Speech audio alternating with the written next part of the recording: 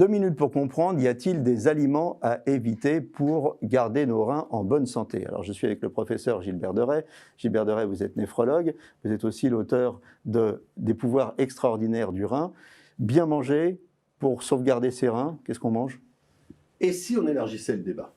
En fait, le rein, c'est un organe qui est sentinelle. C'est un organe qui est le seul qui est ouvert sur l'extérieur. Il n'y a pas de pipi du cerveau, malheureusement, et pas de pipi du cœur.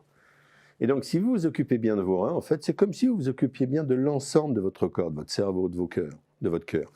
Et oui, bien entendu que l'alimentation est absolument cruciale. C'est l'un des piliers, avec l'activité physique, de votre état de santé. Donc, si vous veillez à votre alimentation, je vais vous dire laquelle, vous veillerez à ce moment-là sur vos artères en général. Et je dis souvent à mes patients, vous savez ce qu'on fait?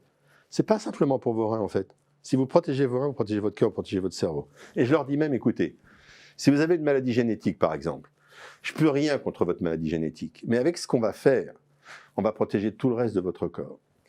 Alors après, quelle alimentation? On va faire simple. Le bon régime, c'est le régime méditerranéen. Alors, on ne va pas en faire le détail ici. Le régime méditerranéen est absolument exceptionnel.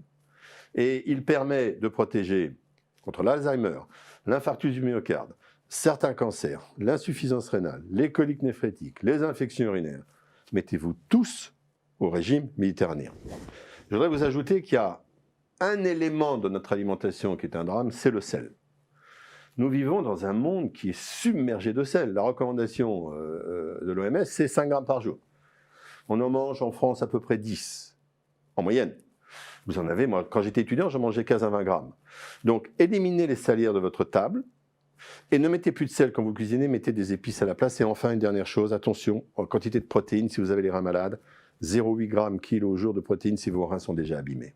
Voilà, la bonne santé de vos reins est dans l'assiette. À très bientôt. Nos émissions vous plaisent, alors aidez-nous à faire grandir la chaîne pour parler santé au plus grand nombre. Partagez, likez, abonnez-vous.